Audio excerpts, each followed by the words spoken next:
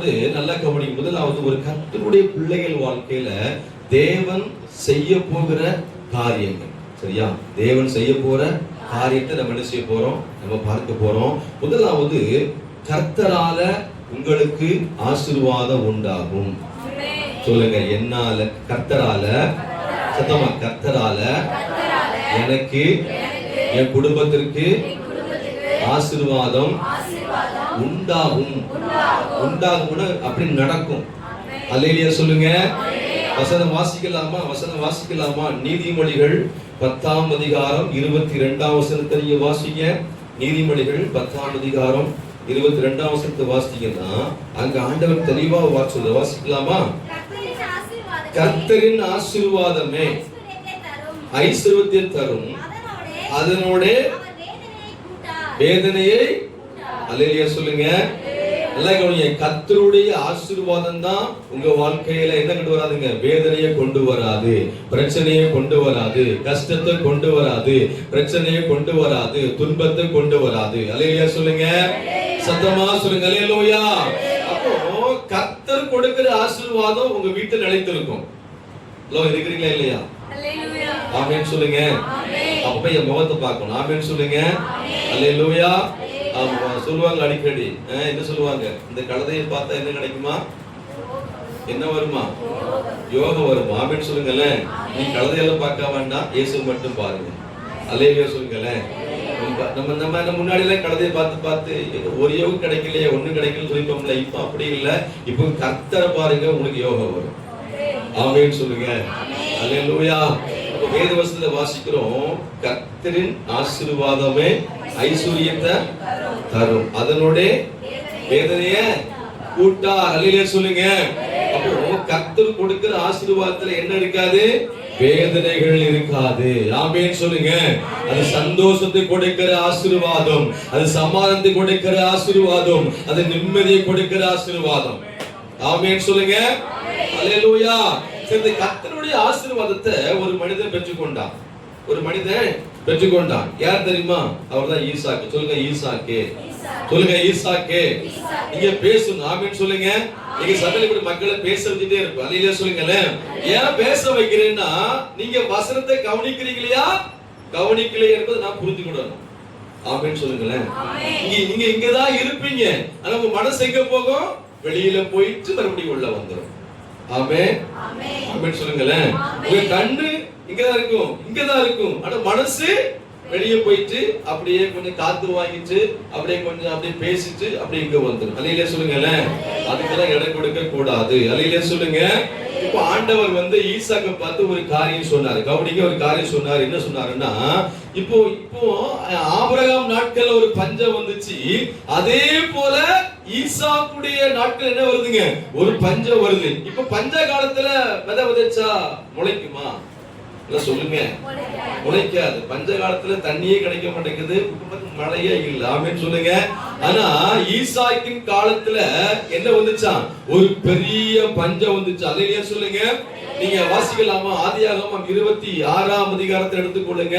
ஆதியாகமம் 26ஆம் அதிகாரத்துல அங்கதான் ஈசாக்குடைய சம்பவத்தை நம்ம பார்க்கிறோம். அந்த ஈசாக்கு எப்படி கர்த்தரிடத்தில் ஆசீர்வாதங்களை பெற்றுக்கொண்டா, அவன் பெற்றுக்கொள்வதற்கு அவர் செய்த காரியம் என்ன? ஆமென் சொல்லுங்களேன். அல்லேலூயா சொல்லுங்க. இப்போ நீங்க வாசிக்கலாமா? வாசிக்கலாமா? 24 தானே? வாசிங்க. ஈசாக்கு அந்த தேசத்துல என்ன விதைச்சான்? விதை விதைச்சான். கர்த்தர் அவனை ஆசீர்வதித்ததனால அந்த வருஷத்தில் இப்ப யார் அவனை ஆசீர்வதித்தா? சத்தமா சொல்லு. யார் அவனை ஆசீர்வதித்தா? கர்த்தர் அவனை ஆசீர்வதித்தார். அல்லேலூயா. யாரு விதை விதைச்சா? சத்தமா யாரு விதை விதைச்சா? ஈசாக்கு தான் விதைச்சார். அடுத்த விதைக்கல. ஆமென் சொல்லுங்களேன். அவன் நிலத்துல தான் விதைச்சான். ஆமென் சொல்லுங்களேன். இப்போ நீங்க விதைக்கிற விதை ஆசீர்வாதமாக மாறணும். அல்லேலூயா சொல்லுங்க. அல்லேலூயா. நீங்க இந்த சபைக்கு எந்த அளவுக்கு நீங்க பிரயாசப்பட்டுக்கலாம், விதை விதைச்சிருக்கலாம், அந்த விதைக்கிற விதை ஒன்று வீணா போகாது. ஆமென் சொல்லுங்க. அல்லேலூயா. அப்ப கர்த்தரின் ஆசீர்வாதத்தினால தான் ஈசாக்கு அந்த வருஷத்துல 100 மடங்கு அறுவடைய பெற்றுக்கொண்டான். ஆமென் சொல்லுங்க. அந்த அறுவடையை பெற்றுக்கொள்வதற்கு ஈசாக்கு செய்த காரியம் என்ன தெரியுமா? தேவன் சொன்ன வார்த்தைக்கு கீழ்ப்படிஞ்சான். சொல்லுங்க, தேவன் சொன்ன வார்த்தைக்கு சத்தமா சொல்லுங்க, தேவன் சொன்ன வார்த்தைக்கு ஈசாக்கு கீழ்ப்படிந்தான். ஆமென் சொல்லுங்களேன். அல்லேலூயா. அப்ப அவன் சொன்ன, தேவன் சொன்ன ஒவ்வொரு வார்த்தைக்கு அவன் கீழ்ப்படினதுனாலதான் அந்த தேசத்துல, ஆமென் சொல்லுங்க, அந்த எகிப்து தேசத்துல அவன் விதைகளை விதைக்கிறான். ஆனா எல்லாரும் அவனை பார்க்கிறாங்க. ஆமென் சொல்லுங்க. என்ன பார்த்திருப்பாங்க? மழையே இல்ல, பஞ்ச காலம், வெயில் அடிக்குது, ஆட்டுக்கு தண்ணி இல்ல, மாட்டுக்கு தண்ணி இல்ல, மனுஷனுக்கு தண்ணி இல்ல, குடிக்க கூட தண்ணி இல்ல. ஆனா என்ன பண்றான் இவன்? விதை விதைக்கிறானே. சொல்லிருப்பாங்கல்ல, உனக்கு அறிவு இல்லையா? நாங்களே கஷ்டப்படுறோம், நிலம் வச்சிருப்போம், எங்கிட்ட ஒண்ணு கிடையாது, நீ இந்த இடத்துல என்ன செய்யற? நீ விதை விதைக்கிறது. அவன் என்ன பண்ணிருப்பாங்க? கிண்டல் பண்ணிருப்பாங்க, கேலி பண்ணிருப்பாங்க, ரொம்ப குறை சொல்லி பேசிருப்பாங்க. ஆமென் சொல்லுங்க. அல்லேலூயா சொல்லுங்களேன். ஆனா அவன் அதெல்லாம் என்ன செய்யல, பொருட்படுத்தல. ஆமென் சொல்லுங்க. நல்ல கவனிக்கல. உங்க வீட்டுல சொல்லுவாங்க, பக்கத்துல சொல்லுவாங்க, நீ இயேசுவை ஏற்றுக்கொண்டல்ல, இயேசுவை ஏற்றுக்கொண்ட பிறகு உனக்கு என்ன கிடைக்க போகுது? நீ அங்க இருக்கும்போது கூட நல்லா இருந்த, சுகமா இருந்த, நல்ல ஆசீர்வாதமா இருந்த, இயேசுக்குள்ள போன பிறகு உனக்கு என்ன என்ன சொன்னாங்களா? சொல்லிருக்காங்களா? ஹலோ சொல்லுங்க, சொல்லிருக்காங்களா? சொல்லுங்க. சொன்னா சொல்லுங்க. அவங்க சொன்னா சத்தமா, அவங்க சொன்னா சொல்லிட்டு போகட்டும். அல்லேலூயா. அது அவங்க வாய் அவங்க சொல்லதான் செய்வாங்க. ஆமென். ஆமென் சொல்லுங்களேன். ஆமா, ஈசாக்க பார்த்து அப்படிதான் சொன்னாங்க. ஆனா ஈசாக்கு என்ன செய்யல? அவங்க சொல்ற வார்த்தையை காது கொடுக்கல. தேவன் என்ன சொன்னாரோ அதை அவன் கேட்டான். ஆமென் சொல்லுங்க. அல்லேலூயா. அப்ப தேவன் சத்தத்தை ஈசாக்கு கேட்டதுனாலதான் அந்த இடத்துல எல்லாரும் பார்க்கிற மாதிரி விதைகளை விதைச்சா. ஆனா அவன் இடத்துல மட்டும்தான் கர்த்தர் என்ன பண்ணாரு? ஆசீர்வாதம் கொடுத்தாரு. ஆமென். அல்லேலூயா.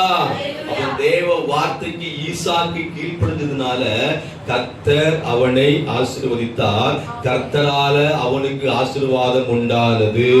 எல்லா கரங்களை தட்டி அப்ப நன்றி சொல்லுங்க. இயேசுவின் நாமத்தினால ஒரு கர்த்தரால உங்களுக்கு ஆசீர்வாதம் உண்டாகும். உங்களுடைய குடும்பத்தில் ஆசீர்வாதம் உண்டாகும். உங்களுடைய வேலையில் ஆசீர்வாதம் உண்டாகும். உங்களுடைய கையில் பிறந்த ஆசீர்வாதம் உண்டாகும். எதிலெல்லாம் ஆசீர்வாதம் குறைவா இருக்கிறதோ நிச்சயமா சொல்லுகிறேன், நீங்க கர்த்தருடைய வார்த்தை கீழ்ப்படியும் பொழுது, உண்மையாய் கீழ்ப்படியும் பொழுது கர்த்தருடைய ஆசீர்வாதத்தை நீ கண்களை பார்ப்பாய். ஆமென். அல்லேலூயா சொல்லுங்க. அல்லேலூயா.